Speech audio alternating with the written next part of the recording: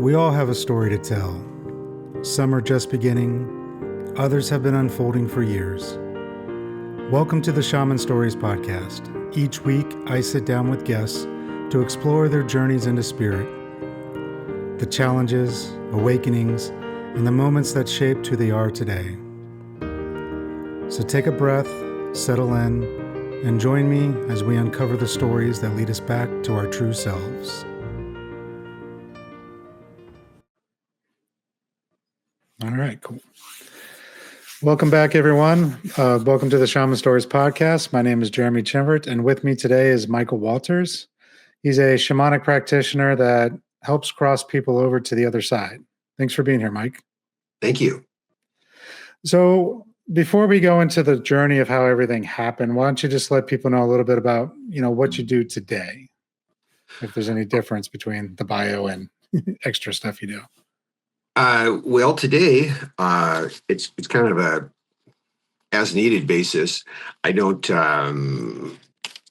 actually pursue spirits like we once did. We used to kind of pursue them, but I'm just kind of letting them come to me now. And it's been a little bit different situation since my wife passed away in 2000.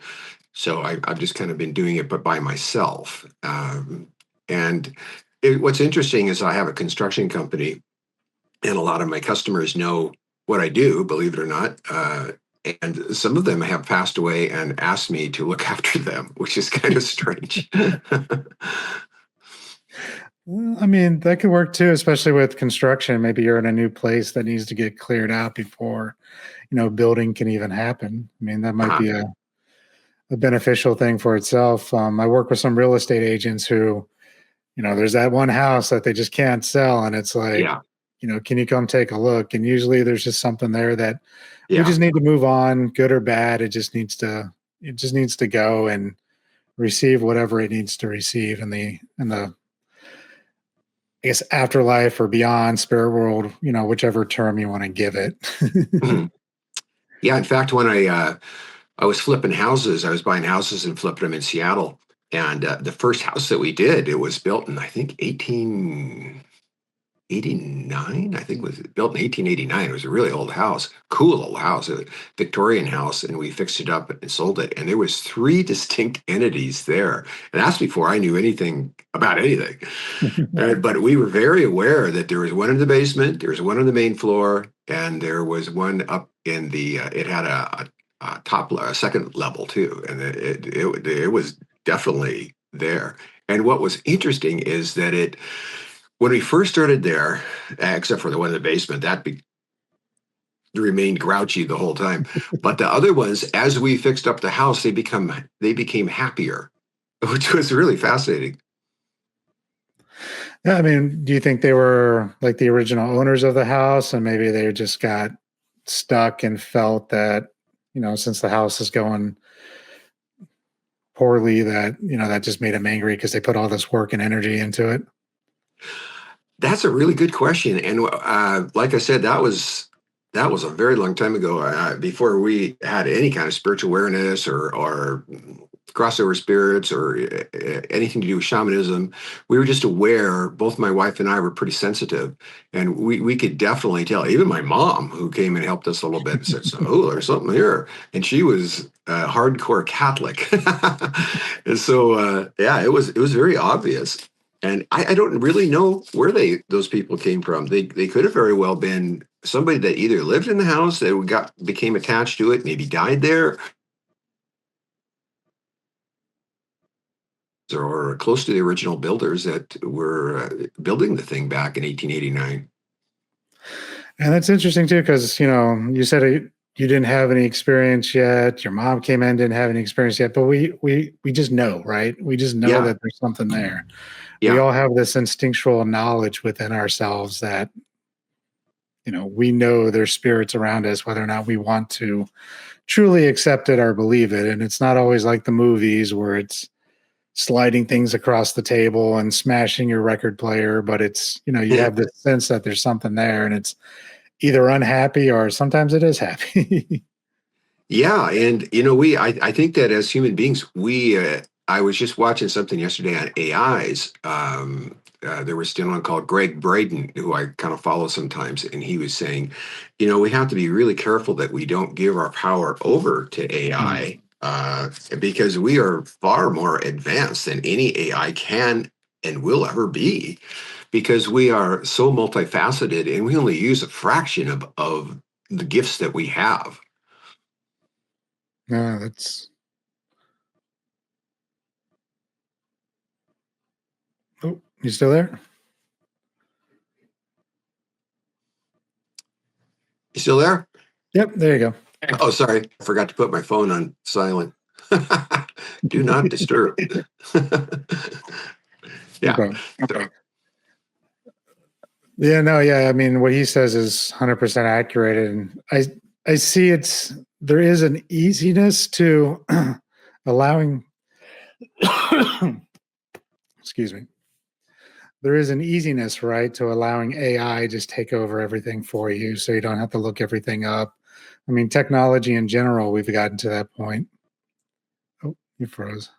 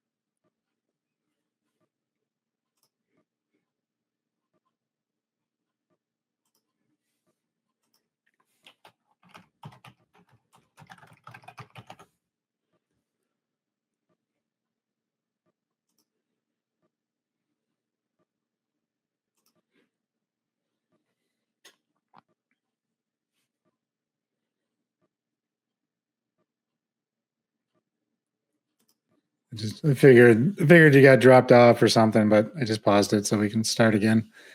Not a problem. So yeah, just finishing the thought with Greg Brandon. Yeah, it's easy for us to give a lot of our power away to technology because it's easier, it's faster. Mhm. I use ChatGPT for a lot of things, but usually it's for rewriting or making things look a little bit better. But you see it especially in schools where, oh yeah, I'll just use ChatGPT to do my homework. My son does that. He's in high school now, and I'm like, all right, sit down, do your math. He's like, oh, I'll just use the internet. I'm like, no, no, no. You're going to sit down and do it because you need to know how to do this. Yeah. Like, if you take a test, you're not going to have the computer with you, but who knows? Maybe that'll change in the future. When we were growing up, we were always told we never have a calculator in our pocket. And now we have one 24/7. Yeah. Yeah, for sure. When I was first got out of high school, I went to electronics school down in Phoenix for 2 years to get a technician's diploma, and they made us use a slide rule. They wouldn't let us use the calculator at all until we got into the upper grades because they wanted us to know how to do that. So yeah, it was really interesting. So let's talk about what brought you on your journey working with spirits. So you do have a book that's out, and I do recommend everybody get it. It's called I'm going to make sure I get it right. The Bridge to Light and Love: One Couple's Immersion into the Shamanic Spirit World. And within this book, it's a lot of it's really your wife narrating it, but every now and then Right. you come in as well. Yes. And it's really just your journey on how everything started. And I found it fascinating to see how everything just kind of played out. And I wanted to follow up with some questions as we go. But for those who haven't read the book or don't know your story, can you kind of, start that process of where it began and, the challenges you faced and all that good stuff? Sure. Basically, we had lived on our house for probably 20 years. We'd always known that it was a very special house. We didn't know how special. We when we originally bought the house, the neighborhood lore was that there was Indian burial ground on the back of our property, and I thought it was really interesting that the people that originally had the house that we bought it from, it was like what we were talking about earlier when we said that there, sometimes there's grumpy old spirits in a house, ghosts, what if you want to call them, and they make the house unable to sell. Well, that is exactly what happened here, and they had it on the market for about 3 years. It was a small 1 bedroom, 3 bath house, and nobody wanted that type of a house.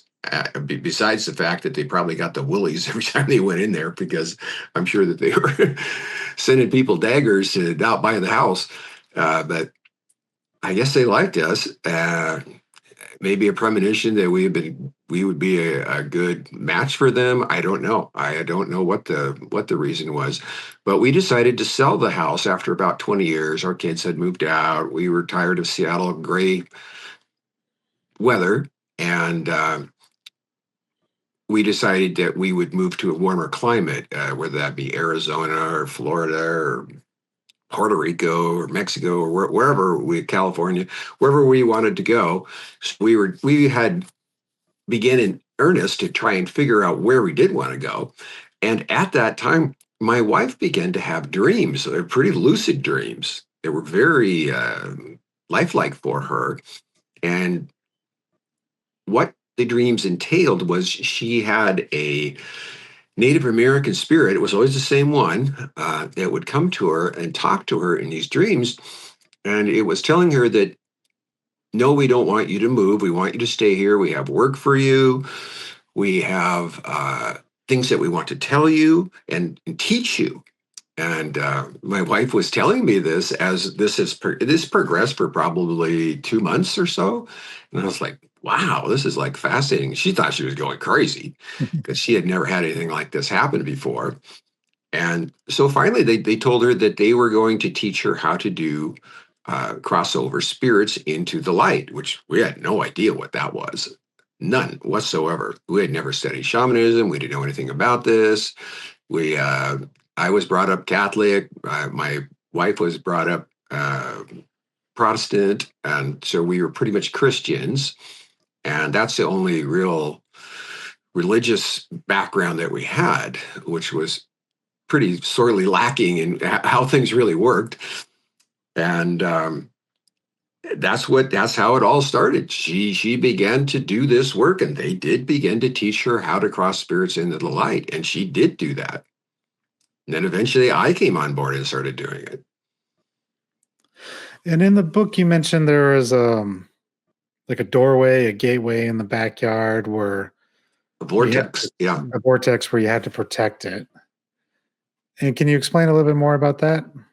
Apparently, that was part of the reason that the tribe was there, to protect this spiritual vortex. That's how they explained it to us, and they didn't tell us where it was for a long time. It ended up being right in the middle of our dahlia garden, which was kind of funny. And we understood it wasn't us that was protecting it. It was the tribe that was the spirit Native American tribe that was there. They were protecting this vortex. And they said it was put there by God and there was many of these throughout the world. So spirits, and I would imagine shamans that were living, could travel either through their consciousness, or I don't know if they could physically travel through these. I don't think so. This is how they traveled from this dimension to their dimension if they were passed away. So it was very fascinating. Yeah, we got to learn about all of this stuff. And so what was it like for you? I mean, so you said you guys were raised pretty much Christian. Did you have like deep belief systems? Did you go to church every day? Or was it just kind of you were raised that way and didn't really follow through afterwards, but kind of had the belief? We were pretty much. So my wife became Catholic when my kids were little, just so we'd have unified religion, that we wouldn't be fighting about who's. It'd be like Northern Ireland and Southern Ireland, We wanted to be unified front as far as religion goes, and so we brought our kids up Catholic too. And I had a little bit of extensive training because I studied for 2 years to be a Catholic priest, and then I decided that the Catholic priest just wasn't my cup of tea. Mostly because of the hierarchical power system uh, that you pretty much have to give yourself up to in order to be to work for the church. And I guess I was a little bit too independent, and I wasn't real feeling good about the whole celibacy thing. I didn't think it was a very healthy lifestyle. So consequently, after about 2 years, I exited that. And so, do you feel? Trying to think of the right way to word this, because I'm not trying to downplay religion whatsoever. But do you feel that shamanism has enhanced that Christian faith, or helped it in a different way, or maybe added on to it? Oh, it has definitely helped it and added on to it, especially because now I have a much more comprehensive view of God, of religion, of mostly spirituality. Because, Mm. as you know, shamanism really isn't a religion. It's Yeah, it's exactly. it's a form of spirituality, and it deals with energy, and it deals with a lot of things that I guess you could say that the church is a little bit involved with. But as far as a religion having a one true God, shamanism incorporates everybody's religion. So it's not really dependent on whether you are a particular religion. If you're in shamanism, I mean, you can be Muslim, you can be Jewish, you can be Christian, you can be Buddhist, you can be whatever that you want to be. I think that probably the Eastern religions lend themselves a little bit better to shamanism because in Hindu and Buddhism, they believe in reincarnation, and it's kind of a keystone of the whole shamanic thought that we're here for a while. Earth is a school. We learn what we have to learn. When we die, we evaluate what we've done and things that we've done right, the things that we've done wrong. We reincarnate into a new body, and then we work on those things that we needed to work on from our last life, and probably set goals for our new life. And Mm. so the Eastern religions probably are a little bit more in tune with that than the Western religions. No, I would agree. And I bring it up because I think it's important for people to know that you don't have to give up your belief system in order to practice this work. I see that a lot with some folks of, Hmm. oh, I can't work with a shaman, or I don't want to learn shamanism because I'm Christian or I'm Muslim or whichever, religion they might be. And I sit there and I'm like, well, I'm not asking you to give up your beliefs. This is if anything, this is an enhancement, Yes. because this helps you get more connected to what's really going on in the world. And even Christianity or Catholic, I would say more so, because there is a little bit of difference with the way they run the churches, I would say. And I was at a Catholic wake for a friend of mine that passed away for cancer. And the priest came up and he had his incense and he was calling in the four directions as he's opening up this ceremony. Yeah, which is very And shamanic. yeah, exactly. And I'm feeling all the energy just fill into this room as he's Hmm. calling in the directions, and he's calling in using the Catholic archetypes, Jesus, Mother Yeah. Mary, all those good things. And the energy was just swelling within this room, and it was just amazing. And I'm sitting there from the shamanic perspective going, oh, wow, I didn't know this was actually here. Hmm. Because the few churches I've been to as a kid, I wasn't in tuned, and I don't know if I would have considered them truly giving into church. I went to one as a child where it was like Easter, and they had Jesus on the cross and they were bringing him down and moving him around and people were dancing. And it threw me off as a child. Like I didn't understand what was going on, Yeah. versus perhaps if I would have grown into that and actually been experienced it more and more, I would have understood it. But this I understood when he was just calling in the four directions and calling in the archetypes, bringing the ceremony open for us to all celebrate this person's life. Hmm. It was very, very shamanic, and they have those roots in the system, but they just don't want to, I guess, believe or look at it. It just, Hmm. it always throws me off. That's why I really wanted to get that perspective, because I have heard of some Catholic priests who have trained to be, shamanic practitioners and use that work even within their own religion when they're working with not clients, but the people that come in to get help from them. Sure, yeah. You know? It sounds like a very progressive Catholic priest. Yeah. Apparently there's some out there. I haven't done enough digging to say whether or not that's the norm or not. There's just a few of the ones I've met a couple where it's like, oh wow, okay, cool, that's interesting. But yeah, it's from what I've heard, it's always an enhancement of whatever belief system they have. It's never designed to take over. Shamanic principles are based on animism, where we believe everything is alive, everything has a soul, everything's here to teach us and guide us and help us or work with us, good or bad. I believe religion used to be like that, but it's just morphed over the years. Mm-hmm. And so when you first started, I guess when your wife first started working with spirits, the way I read it in the book was it took you a little bit longer to start seeing and start feeling the way she did. What was that like for you trying to support your wife? Did you ever once think that maybe she was going crazy like she thought? I never did, because I'm highly intuitive. I had this little sideline. I got a psychology degree, and I was so sensitive that I would somehow take people's pain and stress and whatever was bothering them away. I would put it into me, and then I would feel like shit. So, and I didn't know what was going on, because at that time in psychology school, that was like science fiction. That was silly. And I would tell people about this. They would just look at me like, wow, I don't think so.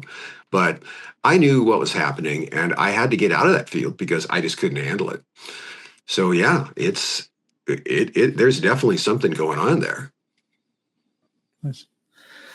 And then with that, so the way when I was reading the book, it's you had your main guide who would show up to, kind of tell you what needed to go on.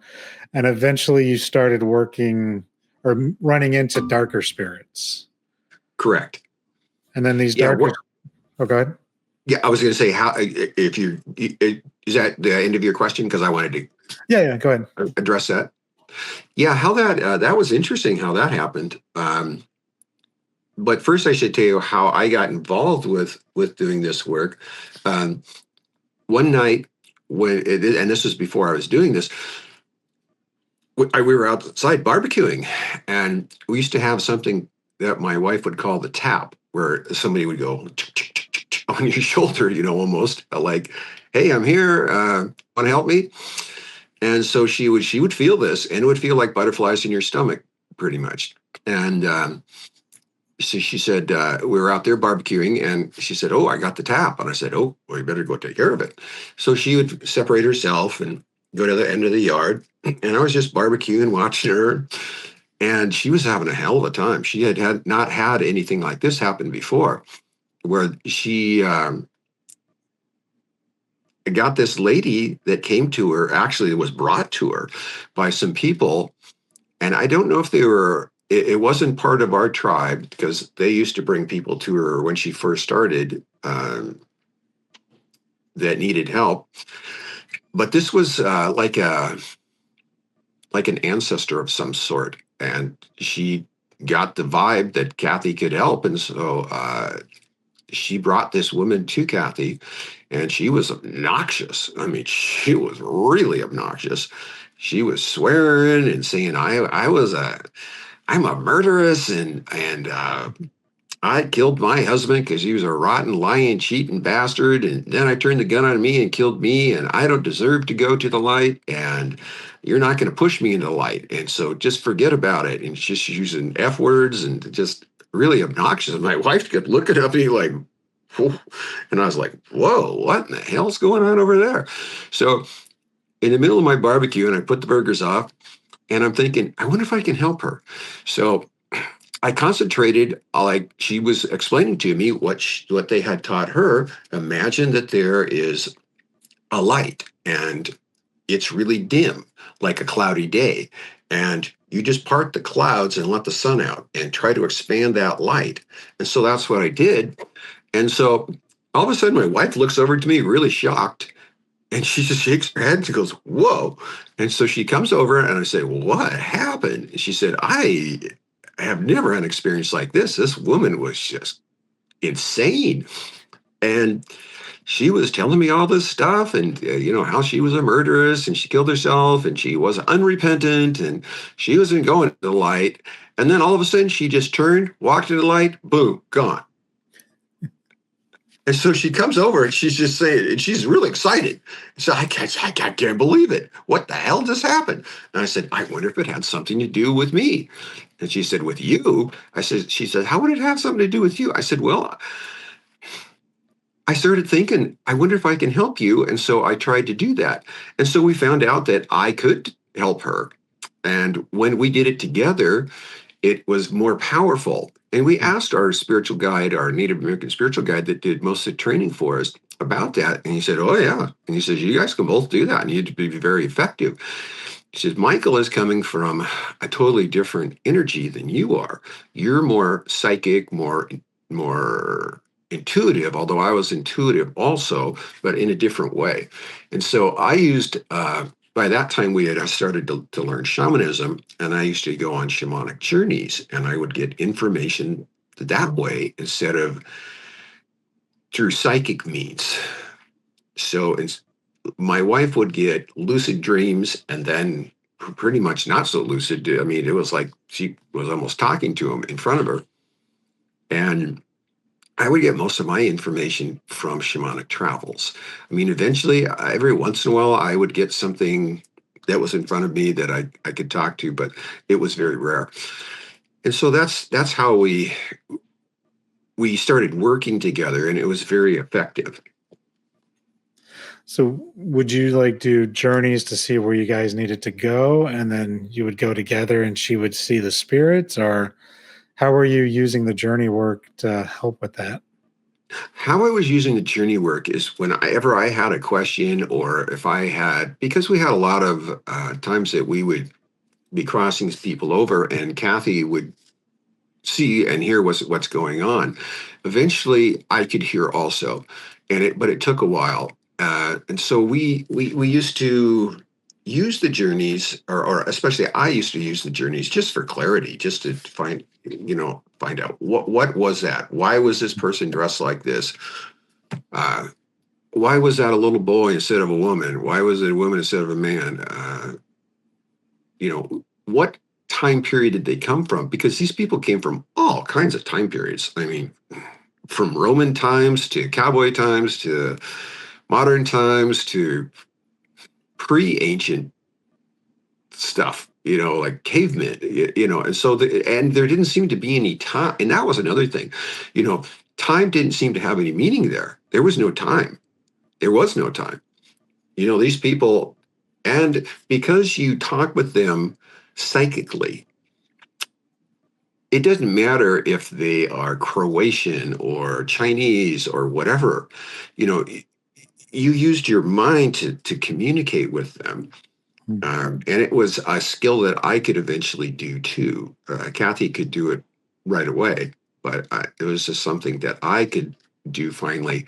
And I didn't do quite as many shamanic journeys. And sometimes I would still do a lot of shamanic journeys because there was still some in-depth questions that I wanted to ask, like especially the whole time thing, like, why are we getting these people from all these different times? And I can't remember who I asked that to, one of my guides, and they said, well, there is no time on the other side. It's all the same.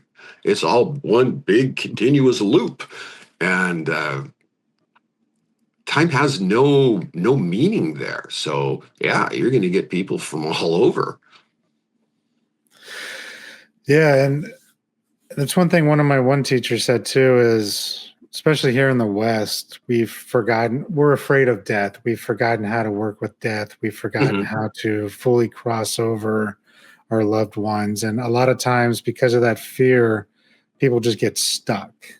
Yes. They're afraid to cross over. They're afraid to see what's on the other side. And having those conversations that, death isn't the end, that there is more out there, that there is something bigger than what we can see here in this day-to-day world, can help people realize that, this isn't the end of everything, and that there is a new beginning and another beginning, and that you can try different things. And, maybe this life was hard, but the next life might not be that bad. Or maybe you have regrets in this life that are holding you here, but ultimately it kind of doesn't matter, because there's a bigger scope of what's really out there and what's going on.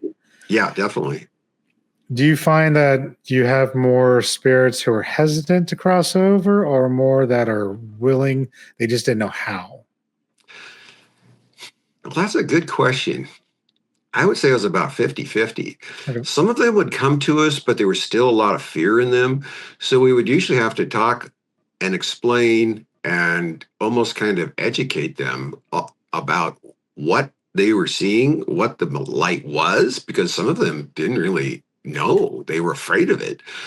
Our go-to would be to hear them first, because usually they would have some kind of story they wanted to tell you, like I was in a car crash and blah, blah, blah, whatever their story was. So we'd listen to their story. Then we would try to explain to them, well, the ache that you're feeling is the ache of not going into light like you should have originally. And the longer that you wait, the lower that light becomes. It becomes dimmer and dimmer and dimmer until you can't see it at all. And even when they want to go in it, they can't, because they don't know where it is. They don't know where to find it. They don't know how to get to it. And that's kind of where we come in. We don't produce the light. The light is there. We just kind of help people to see it. Mm-hmm. And so a lot of times we would have to tell people, and like I say, this was our go-to thing. There's people on the other side that want you to be with them, that love you, that are aching to be with you. And they would say, oh no, there's nobody. I have nobody. I'm all by myself. I've been stuck here in this limbo for God knows how long, because there's no time. They don't know how long. It could be 5 minutes, it could be 5 centuries, and it'd still be the same to them. And then they just kind of get lost in an endless loop of confusion. And so a lot of times we would have to we say, okay, we're going to bring you close to the light, and I want you to concentrate really hard about opening it up. And Kathy and I would try to help them open it up too. And we would tell them, you're going to see people on the other side that and they would say, oh no, I don't have anybody. My grandma, she didn't like me, and blah blah blah. There was always some reason that they convinced themselves there was nobody waiting for them. There was nobody on the other side of that light that wanted them. And of course there always was. I mean, sometimes it was their neighbor. I mean, sometimes it was somebody that they only met once. There was always somebody on the other side of the light. And when they see those people, oh my God, they become so emotional. There wasn't, I think, one time that we helped people cross into the light that we didn't cry along with them. I mean, it just wrenches your heart to see these people so happy after they realize that there is somebody on their side, there is a God, there is a place for them to go, and it's a hell of a lot better than where they're stuck now. Yeah, it's interesting too, because even in death, people still have that same thought process that there's no one there for them. Like, even, I talk to people all the time, the living, and it's, oh, well, no one in my family cares about me. Nobody's there for me. I'm all by myself. And I'm like, Yeah. You have so many ancestors waiting in the winds just to help you. Yeah. All you need to do is just open up and ask. And a lot of times these ancestors are they've never even met them. Yeah, exactly. I mean, it could be your great grandmother that's really was a real spitfire, and she's coming back to come and get you. You never even knew that you had that person. Yep. And then in life, though, they can help you today. They can teach you, they can guide Mhm. you, they can help, Absolutely. make your life a little bit better, if you're willing to do the work. And then when you need to cross over, like you said, they'll be waiting for you too. Like we Mhm. have so many ancestors and guides just waiting for us, wanting to help us in this lifetime. And then they're going to be ready to help us in the next life and in the spirit realm as well. And it just Mhm. boggles. It's something I never thought of either growing up. You know what I mean? I never thought about ancestors when I was growing up. I barely knew my grandparents when I was growing up. It's Mhm. just the way life is these days here in the West. And when I got into this work, it was like, oh, there's a lot of you out there and you're all willing to jump in and help. What can I do for you now? And now you bring that animosity, that give and take, and you build that relationship properly. And then I know when it's time for me to cross over, I have a whole bunch of people waiting for me, just saying, hey, let's go do this now. Yeah. Yeah, definitely. Yeah, this the whole American nuclear family thing is really killed it for ancestral knowledge and help. That's for sure. Yeah.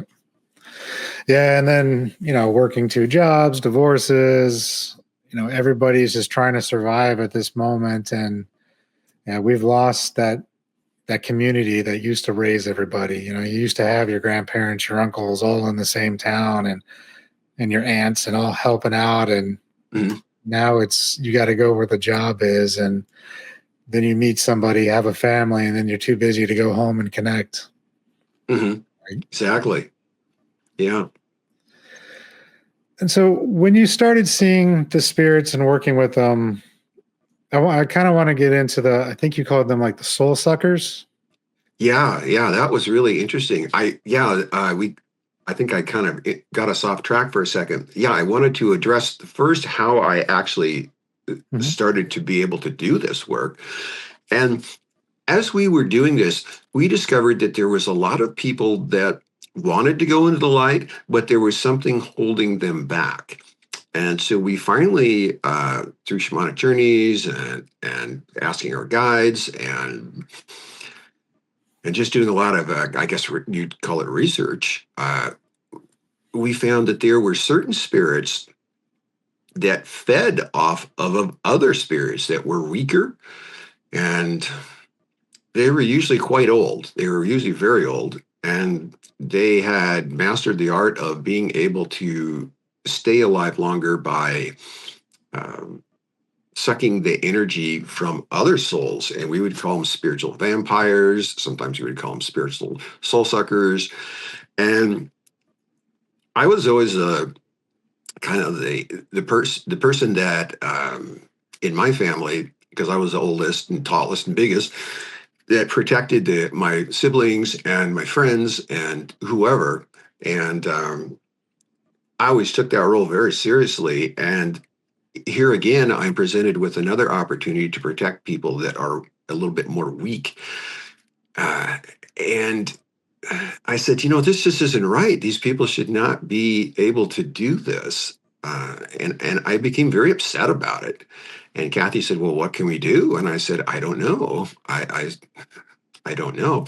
And at that time, the chief of the tribe behind our house said, if you're going to do this work, which I do not recommend, but if you're bound and determined to do this work, then we're going to have to assign you some warriors because this is very dangerous work and you might get hurt. And we're like, what? Really? And so instead of turning back like we probably should have, we said, okay, let's do it.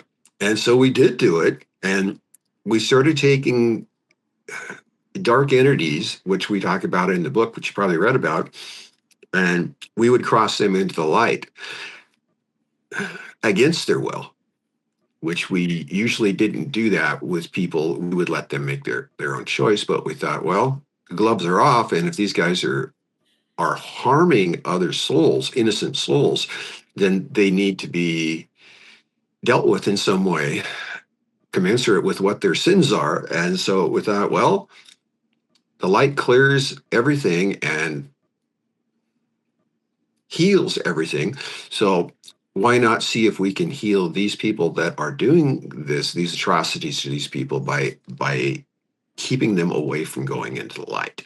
And so that's how we started doing this work. We worked with the warriors, and every time that we would cross somebody over, we would get more warriors.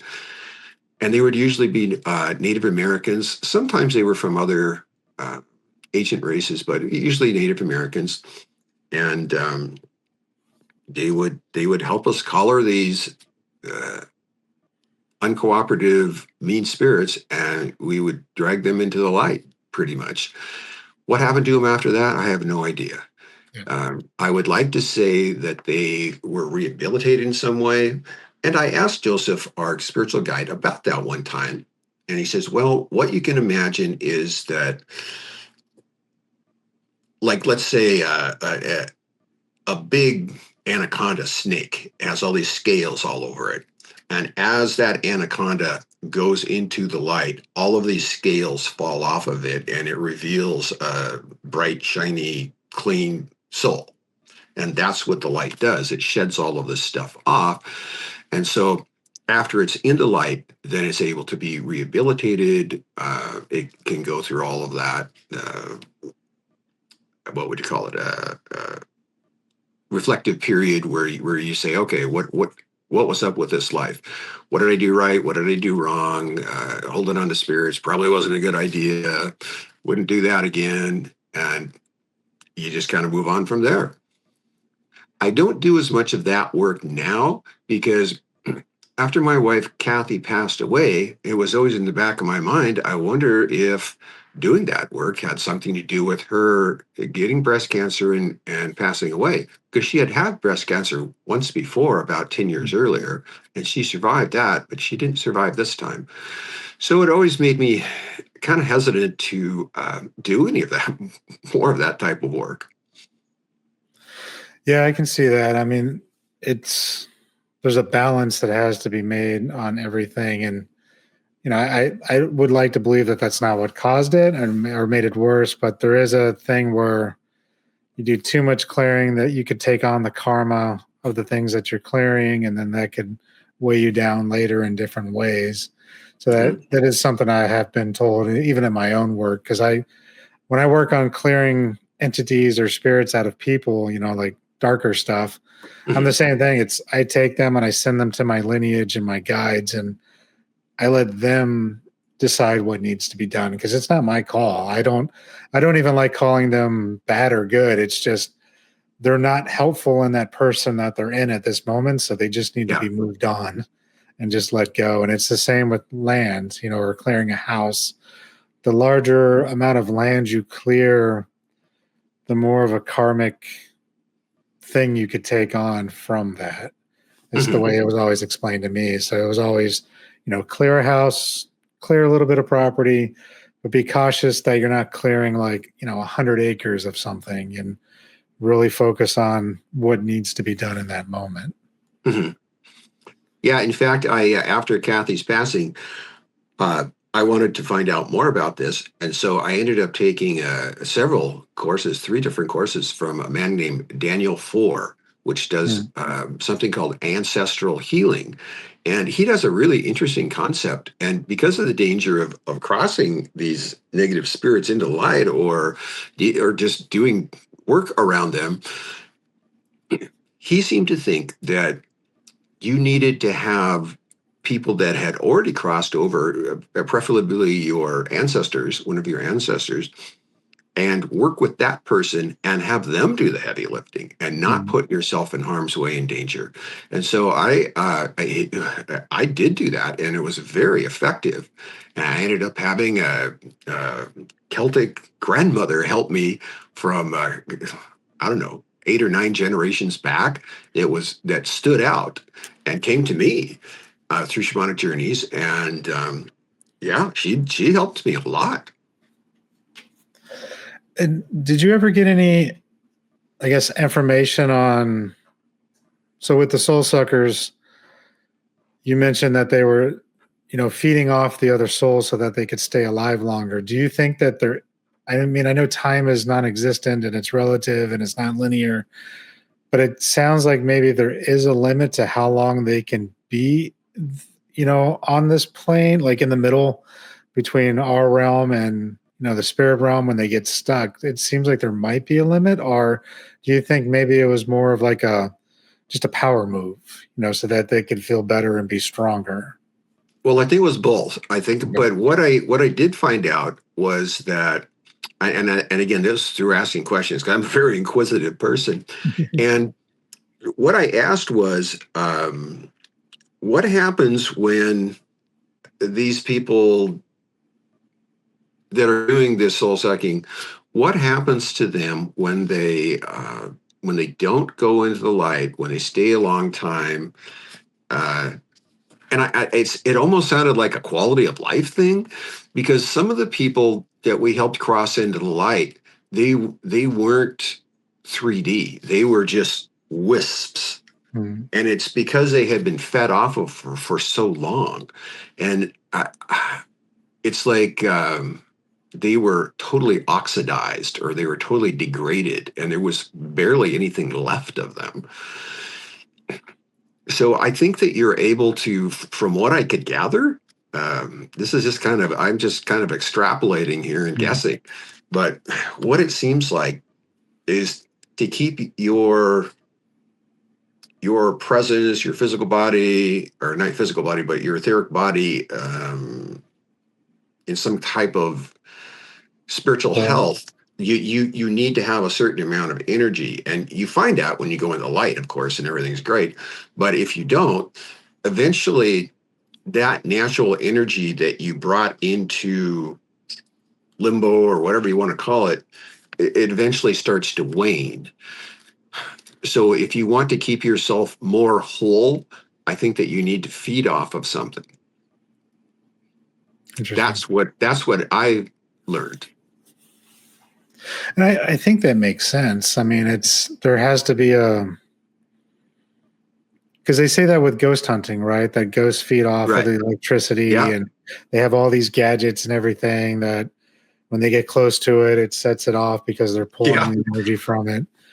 And so, I mean, that would make sense that if energy is a thing, whether electricity or even another soul, that they would start feeding off of that. And do you think the souls that were fed off of completely are just gone then? Well, we hadn't. Well, I don't know, because some of them may have been. I'm not sure, Yeah. but some of them were so. And this was usually in groups. But some of them were so degraded. Like I say, they were just kind of wisps of. They look like clouds. They did. They had no. They couldn't talk to us. They had no Okay. form. They had nothing. They just kind of wafted into the light. So yeah, there wasn't much left of them. Interesting. Yeah, that's an interesting take because yeah, I've ran into some things that are out there, but usually they always feed on people for the energy. For Yeah. they feed off the emotions, and then they start causing sickness within the body because they're hanging out all the time. I Exactly. haven't really dealt with it the way you have, where I've crossed a few people over, but it's always been a one-on-one basis where Mhm. I have like we call it the death rites, where I bring in their energy body, I clear out their chakra system, and then move them on. And during that time, I'll sometimes get messages from them for their family. And Yeah. sometimes a family member could be sitting there next to me and say what they want to say that they didn't get a chance to say. And then we send them off into the light. Or I always call it the ancestral plane, but same concept, same thing. Mhm. It's just sending them on to whoever's waiting for them to take care of them and give them the healing they need. Mhm. And I find people who have accidents or premature deaths, it could be a heart attack, it could be a gunshot victim, drug overdose, they usually are the ones who get stuck versus someone who's expecting it. They're already on their deathbed for months, or they're already in their 90s or their 80s, and they know it's coming versus that unexpected death that just kind of happens. Yeah, in fact, I have worked a little bit with that, and it seems like there's three main reasons that people stay behind. One of them is they don't feel guilty. or I mean, pardon me, they do feel guilty about something horrible that they've done. Maybe they've killed people. Maybe they were a rotten husband or wife. Maybe they killed a child. I don't know. So guilt is the first one. The second one is wanting to stay behind to try and help some type of person that they loved, husband, child, usually children. And the third one that people get stuck on this in between plane is because, like you were just talking about, they have a sudden death. And they don't, and it's just mass confusion for them. They don't know they're dead. It's like the M. Night Shyamalan movie. What was it called? Fifth Sense Sixth or Sense. something like that. Sixth Sense. Yeah, yeah. They don't know they're dead, and so I have had to tell people, you're dead, and it's like I'm dead. It sounds really comical, but it was true, and they were like, "Wow, okay." Well, where do I go from here? And I said, well, you go in the light. That's where you belong. That's where you need to go. And so we would help them open the light, and off they would go, happy as a clam. And they would be, like I say, so emotional when they go in. And a lot of times we would have people, ancestors, come back from the light to thank us. And so it was doubly emotional. Nice. Have you ever ran into like soul fragments, like soul parts, where it's not the whole of the person, but maybe a broken off piece that's just the emotion? Or maybe because you kind of see it in some of those ghost hunting shows too, where it's just the memory of the person walking down the stairs. They don't actually interact with anybody, or they just do the same thing every night at the same time. But in the shamanic realm, we deal with soul fragments too, where sometimes it's just the pure emotion that's left behind trying to fix something. It's not the full essence of the person. And when, we do our work, we'll do soul retrievals, or sometimes we're extracting these soul fragments and then we're sending them on to get connected. Have you ever ran into that with what you do? No, we never did. I know quite a bit about soul fragmentation. I've helped people that have been alive. My own wife, actually, she had soul fragments that were from traumatic childhood.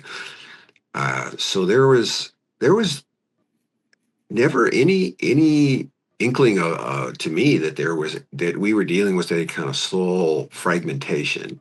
These are all, and I don't know if because they don't approach us when they're in that state. But we never had any type of soul fragmentation before. Okay.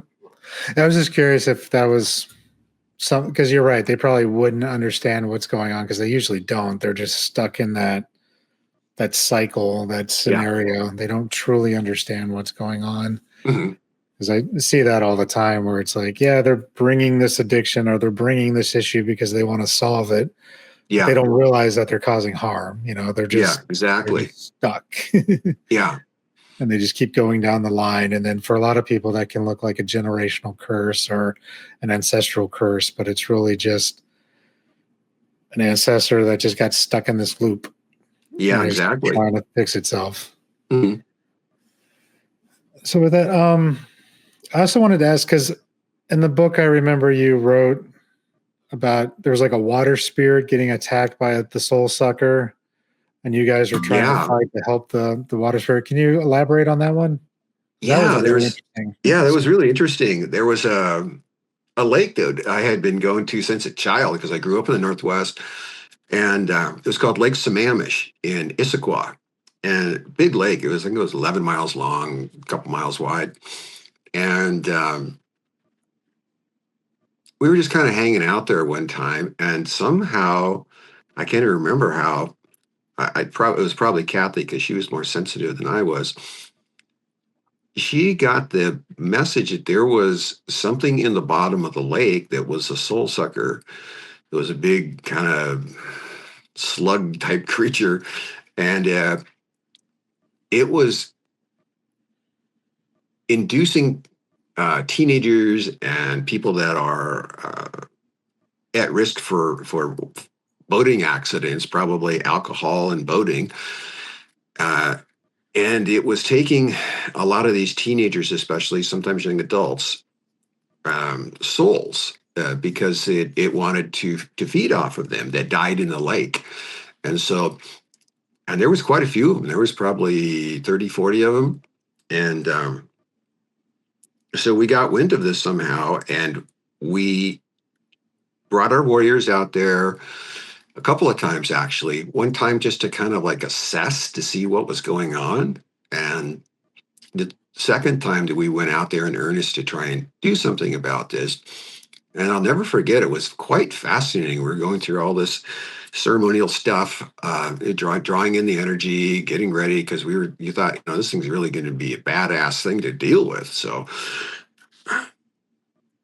we called in all of the four winds. We called in any nature spirits that were around us that could help us. And there was this whole flock of ducks that were going across the water. And we said, please, all of you energy that's around us, all of you nature energy, focus everything in this one area where we thought it was. And these ducks turned around in mid-flight, or they were all going by, and went it that way. And then we looked up and a flock of birds also went that way. And we were like, holy shit, this is amazing. Oh, and there was an otter too. There was an otter out there that turned at the same time. And we were like, holy crap. I mean, wow. We have more helping power than we even realize. Mm-hmm. And we ended up, it was a nasty, nasty fight. But we finally dragged the thing into the light, and it was barn dooring on the bottom of the lake, or something that flounder do, where they just make themselves really flat and it causes like suction. And we had a hell of a time getting that up off of there to bring it up into the light and throw it in the light. Nice. And did you ever run into something that you guys couldn't handle? Like, did you ever run into anything darker than that? The only thing that I can think of is there was this huge, gigantic pig monster, which is the only thing that I can explain it. And it was just gigantic. It was probably 2 or 3 stories high. Jeez. And we finally got it into the light, but one of our guides said, I don't think that this one is going to go all the way in. So I'm not sure whatever happened to that, but we never heard from it again. So I don't know if it got scared and moved on or what happened, but that's the only one that I can think of that we had more problem with than anything. Nice. That'd be interesting if like the portal closed and like half of it stayed behind or something. And then I think when the portal closed, I don't think that all of it went in, but it was hurt enough to where it wasn't doing the same type of damage that it was. When you guys were making your portals to open, did you find that you're like using too much energy of your own to open it, or is it are you not using your own energy, you're just using more of your thought and asking for it to open? So I ask this because some people, when they first start with energy work, they put too much of themselves into the work. Yeah, and that's exactly what happened. When we first started, after sometimes we would cross people into the light or help them cross into light, we would be exhausted. In fact, sometimes we would have to kind of tag team it if it was a big group and there was a lot of people that kept coming and coming and coming and coming.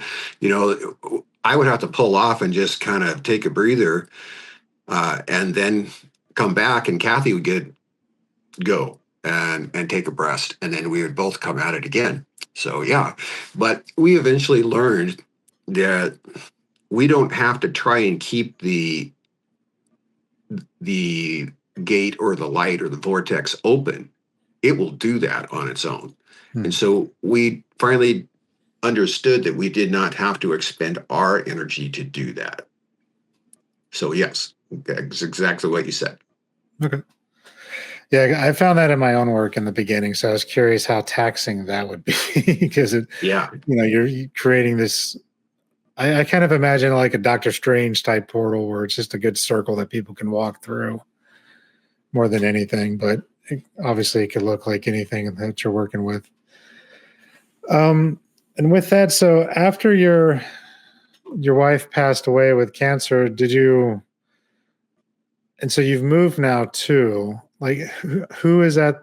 Do you have someone at the house now watching the vortex, or did they choose somebody Yeah, else to do this work? I sold it to some people that were very spiritual and read my book and were very, because I did not want to just sell the house and go, oh, surprise, you're living on a haunted piece of property. So I wanted to make sure that whoever bought the house was very aware of what had happened there and what could possibly happen to them.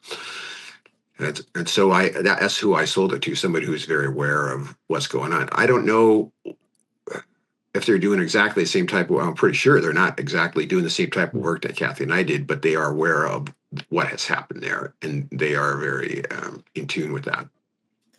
And do you still work with Joseph and the other warriors when you need them, or do you have new people now that you're in a different location? I've kind of backed off pretty much with the need of warriors. So I don't really work with I still work with my own spirit guides. Um, but I don't really do as much warrior work now. I don't really need them because I'm not crossing over dark spirits.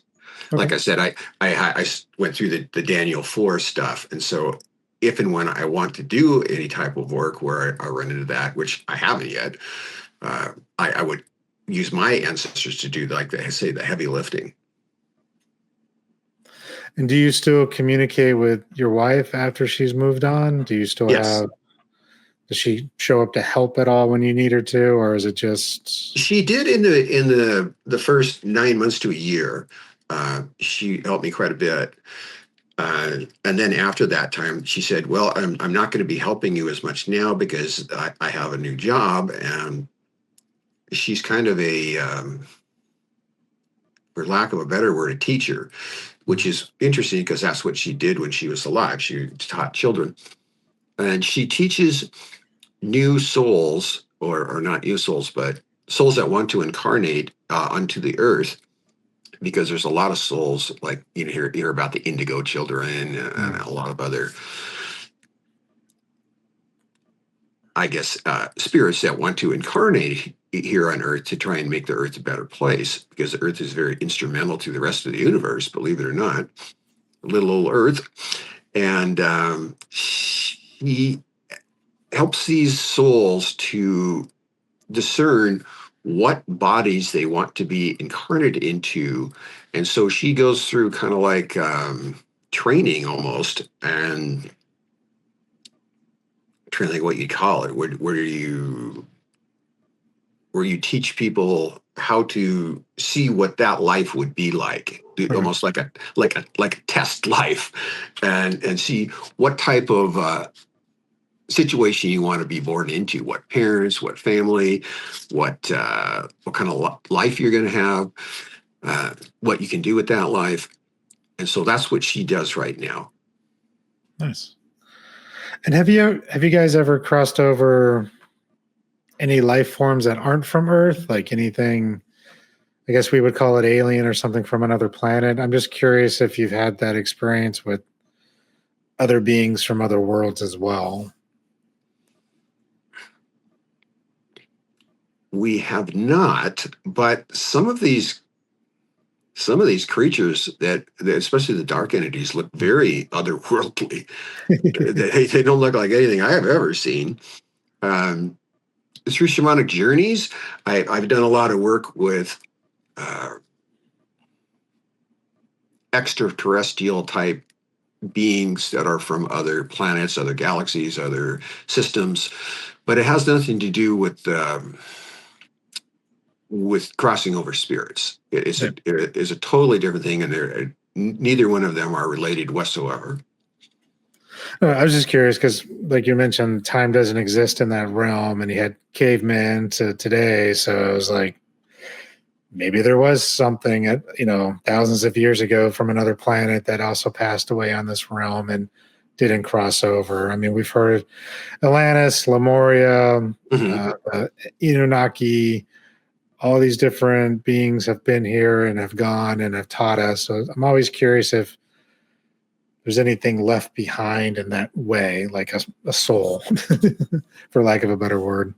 Yeah, that's a good question. I guess I just got the feeling that some of these people were, well, almost, I shouldn't say all of the people, but many of the people, many of the people who had souls here that were crossing into the light, I felt like they weren't originally from here. Hmm. So as far as extraterrestrials in that sense, yes. And I would believe in that too. I've done a QHHT, the hypnosis thing, Yeah. and one of my past lives was on another planet. And I'm like, oh, okay, this is interesting. So I fully believe that that's possible, and that people are coming here, going there, trying out new things. And supposedly Earth is like the place where you really get all the learning done, but people are coming from different planets to try to help with that or to experience it in their own way too. Yeah. But nice. And then what was it? Yeah, and that was part of my last question with that was, so you're no longer in that house doing that. Have you heard anything from your guides saying that they're happy with the new owners? Or I'm just curious how they took it when you told them that you're finally leaving. They, especially after Kathy passed away, they kind of backed off on contacting me quite so much. So if it's not comfortable, I don't want to push it either. I'm just curious. Yeah, no, it's not uncomfortable. I'm just trying to figure out how to answer this.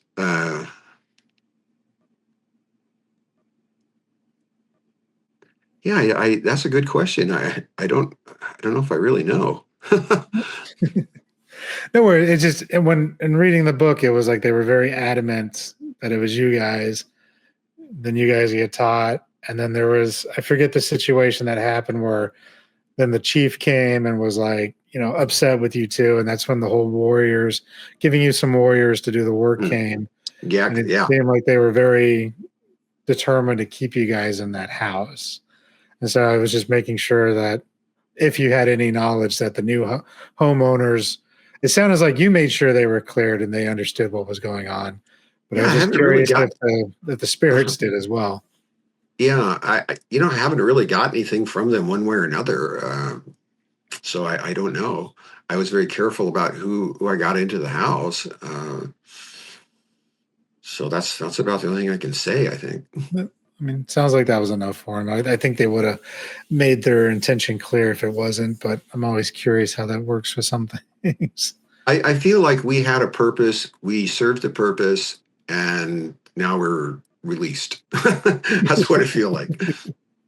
They wanted us to learn how to do this work. They wanted us to put the word out. They wanted us to write this book. And we did all of that. And so it's like we satisfied our need that they needed us for. And with that, so what advice would you give to somebody who might be starting out the way you did or the way your wife did, thinking that they're going crazy? I would say that, I think in indigenous times, many years ago, I think that this would not be a strange thing at all.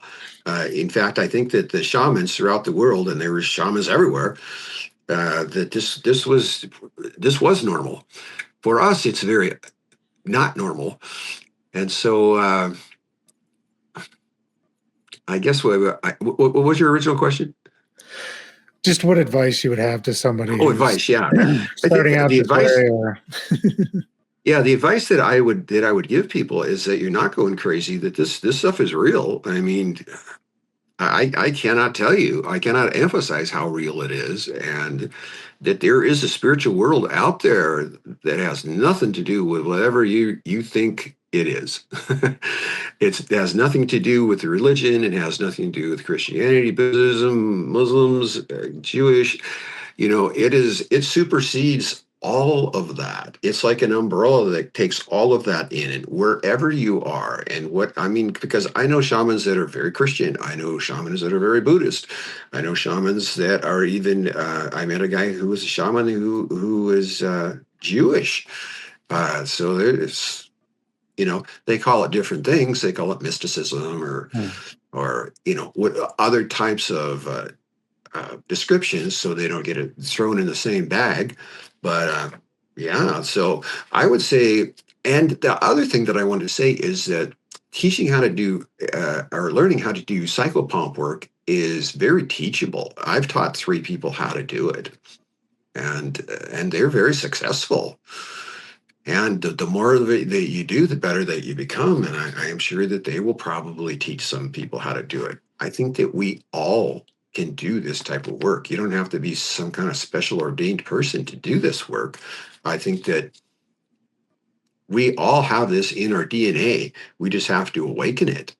And that's what the tribe did for us. They awoken this portion of our DNA, was dormant. And so anything that's dormant can be awakened under the right circumstances. And so I would say that anybody who's interested in this can do this work. Now, do you still teach people how to do this work, or? I haven't in probably 9 months. But yeah, if someone shows an interest, yeah, I do. Nice. And what's interesting is that I usually have to tell them, because I did kind of a tap when I'm around people that I know can do this work, and I'm thinking, should I say something? And so I just kind of watch them, and then it's like, actually, you can do this type of work, and people are usually surprised. Sometimes they inherently know, and they just wait for somebody to go, yeah, you can do this. But sometimes people are kind of surprised. It's like, really? You think so? And that's, yeah. So I start working with them and showing them what it's like, telling them our story, give them a copy of the book, whatever. And so a lot of people that I've worked with are, like I say, quite successful at doing this. Nice. And do you ever do like one-on-one work with clients, either helping them with something or maybe helping them talk to a loved one that has moved Yes. on? Yes. In fact, I even had somebody, I was working with some retreats. They were medicated retreats where we used LSD and psilocybin, which is the magic mushrooms. They were low dose. It was like a tea to get people in a state where they could be open to these type of things, because not everybody, I guess, is willing to do the work like a shamanic journey and open themselves out without that type of help. So I think that hallucinogens are good for the type of people that they're good for. They weren't good for me. I didn't really need it. When I went through that retreat system, the lady told me, you don't really need this. Your third eye is always open anyway, so you don't really need this. And I had to agree with her, because not anything happened. I took these drugs and nothing happened. Yeah, I believe, plant medicine has a place and purpose as long as you're using it correctly, as long as you have good facilitators, as long as you're going in with an intention for, to heal or to work on something. It has its place. They're great teachers. It's when people abuse them and, take them to a rock concert or some rave. Yeah, and that's one of the reasons why I'm not doing these retreats now is because I felt like the leadership of the group was starting to get into more recreational use, and they were taking it to concerts. And it's like, no, that's not what this is for. I'm sorry, I can't be a part of this if that's what guys want to do. Yeah. Yeah, it takes away the medicine at that point. It's not medicine anymore. It just becomes a drug. It's no longer what it's recreational instead of inspirational. Yep. Yeah, and I see that a lot with people. Like I grow mushrooms and use them for like microdosing, but specifically for certain things. I work with clients with them. I've helped them get off of different SSRIs and things like that. But I even tell them, I'm like, we're not replacing a pill for another pill. Yeah. Like, this is a temporary thing to help you get to where you need, why we do the energy work too. And then you're going to get off of this as well. We're not, once you start replacing it for one or the other, then you're just, it's a disservice. It's not what it's for. It's Yeah. like, use it for the part that it needs, get the healing you need, and then integrate that healing without it. It's the same with ceremonies. A lot of people do ceremonies. They come out, they're all blissful, everything is great, they understand the universe, and then they go back to their job, back to their life, they make no changes, and then they're back where they were 6 months later, looking to get another quick fix of a ceremony instead of exactly. Yeah, in fact, I had a funny story. Is when I was working with this retreat group, they go, oh, you got to do ayahuasca. You got to do ayahuasca. They had all done ayahuasca, and so I went on a shamanic journey, and I talked to Mother Ayahuasca, and I said, hey. Everybody tells me that I have to use your medicine to get into a deeper state of understanding and blah, blah, blah. And I said, do I really need to do this? If I do, please tell me. And Mother Ayahuasca told me, maybe it was extrapolation from my own mind. I don't know. When you go into shamanic journeys, you don't know. But maybe it was my higher self. Maybe it was my own subconscious. But from what I heard, Mother Ayahuasca told me was, you really don't need it because your third eye is always open. And so, okay, well, that's confirmation of what several people have already told me. So I'm just going to tell these people, I'm sorry, I don't need this. Yeah, it's different. I mean, I've done ayahuasca too. And again, she's a great teacher, especially if you're first starting out and you know what you want to work on. It's not a recreational thing at all. It's not let me just go try it and see how it goes, because you might not like what you find. Mm-hmm. You really have to be ready and open to whatever comes, good or bad, because she will show you things that you're not going to like, but you need to address. Yeah. She will show you things that you might like. It can go both ways. But yeah, with, Mama Aya, it's like you can work with her without going into a ceremony too, just like you did with like journey work, or even just calling her up and saying, hey, I need some guidance right now. Yeah. Like, she is there. She is a spirit, not just the plant. You can work with her at any moment, at any time. Yeah, very much so. Mm-hmm. But for some who have never done it, I understand the appeal because I've done it.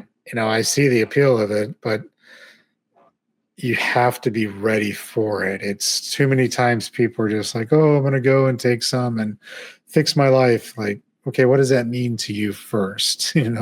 What exactly are you trying to work on? What exactly do you want to have better, and why?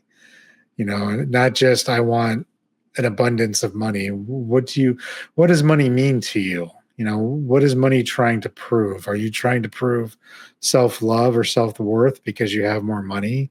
Having more money, does that mean your dad's going to care about you now, or your mom? Or you'll find love because you have money? What is it about money that you truly are looking at, and why do you need it so badly? Yeah, exactly. If it's just to pay bills and to survive, okay, let's change that narrative. Let's do the desire work and truly see what you need and want. Mm-hmm. Then, you can try ayahuasca. Yeah, I think it's, in Western culture, we all want a button or a pill or something they'll help us find the easy way. And there's no easy button to enlightenment. There just isn't. You got to do the work. If you're not willing to do the work, then you don't really deserve the treasures that are there for you to see. And it's not just one thing. There's layers. There's so many things that I still have stuff showing up where I'm like, all right, I got to work on that now. But there's always a new layer. There's always a new thing. And it gets easier as you go. I don't want to make it seem like it's this tedious task for the rest of your life. There will be moments where it gets hard again, but it gets easier the more you do it, because you know how to do it. And I don't want to say expectations, but you understand what has to happen. Yeah, and you're exactly right. And it's a way of life. It's not a plateau. Yeah, It's not like you get to the top of the hill and you're there. It's you're always on the journey. You're always on the journey. We're always trying to better ourselves.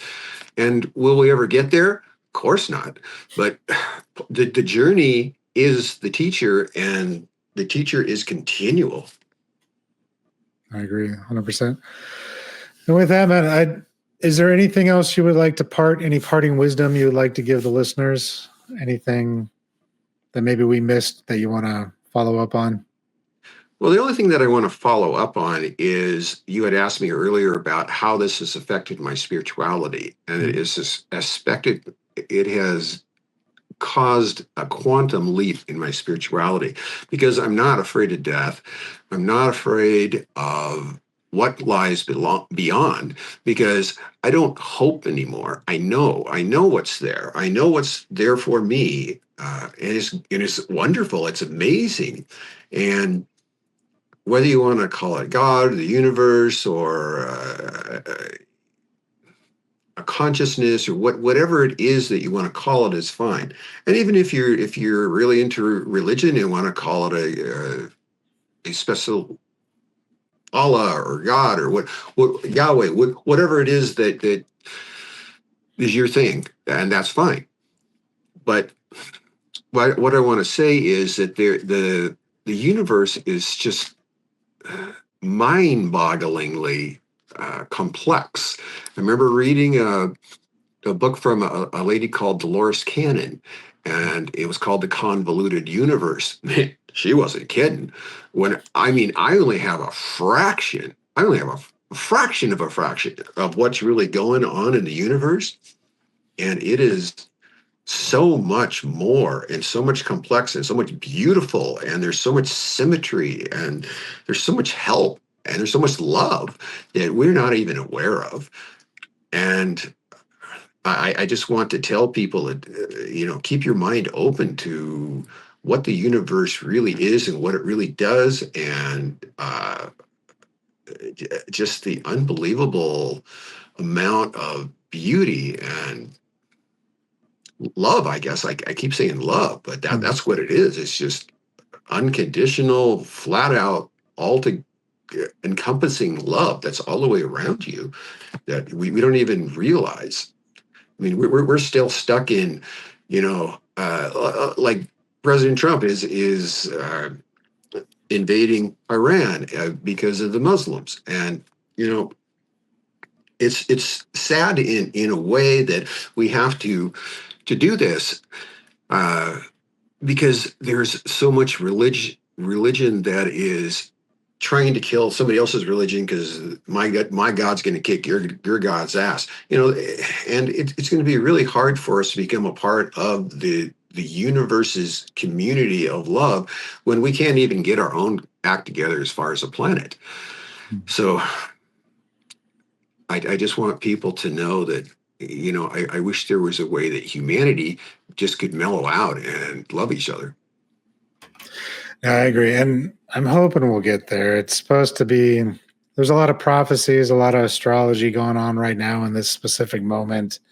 My own teachers, they call this the Pachacuti. It's the time of upheaval, the time of great change. And we have to go through all this in order to come out the other side. And I'm hopeful for that. And unfortunately, we have to go through the suck in order to truly see how messed up we are in some ways. That we all really need to change. But I feel like more and more society is seeing these things. We're seeing these systems starting to fall now. We're starting to realize not everybody who we thought was in charge of us has our best interest. And all these people telling us things over here don't have our best interest. And it's really this corporate greed that's been keeping us, and that we just need to figure out a way to make it right for everyone the best possible way. And supposedly we're on that path, and I really hope we get there before I pass on. Like, I would love to see it. But there's a lot of, like I said, just Native American indigenous prophecies all about the new world that's coming, and it every single one stems around like the 2030-ish. That's a great change is finally going to start happening at that moment. And it's going to take time for us to fully get there. But as long as we're on that path to change, I feel that's all that really matters. So Yeah. hopefully there, I said before I die would be nice, but at least before my kids pass on, that would be even better. Yeah, and I'm actually very optimistic and very hopeful, and I have seen a lot of huge change. I mean, it's unbelievable all of the things that are coming out, Epstein files and just sex trade and a lot of evil is gone. And you were talking about, aliens, that was supposed to have something to do with the reptilians that are on the planet. Mm-hmm. God knows if that's real or not, but something's definitely shifting, something's changing, and it's very hopeful for me. Yeah, me as well. So I do want to say, everyone should check out your book. It is very good. I'm going to make sure I get the title right because it's a bridge to light and love, one couple's immersion into the shamanic spirit world. I'll put the link in the show notes as well. Yeah, it's actually Bridge to Light and Love, and then the rest is just kind of a little tagline, but Bridge to Light and Love is the name of the book. Okay. I want to make sure I had the tagline too, just in case.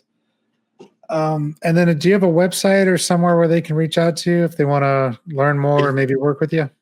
Yeah, I do. You can catch me at Waters. That's my last name, Michael Waters, WATERS, M as in Michael, at gmail.com. Okay. Perfect. Thank you for tuning in. Be sure to like, share, and subscribe. And if something our guests shared resonated with you, connect out to them. That's what these stories are here for. And if you're looking for deeper healing or support, you can always find me at pnwshamanichealing.com. See you in the next episode.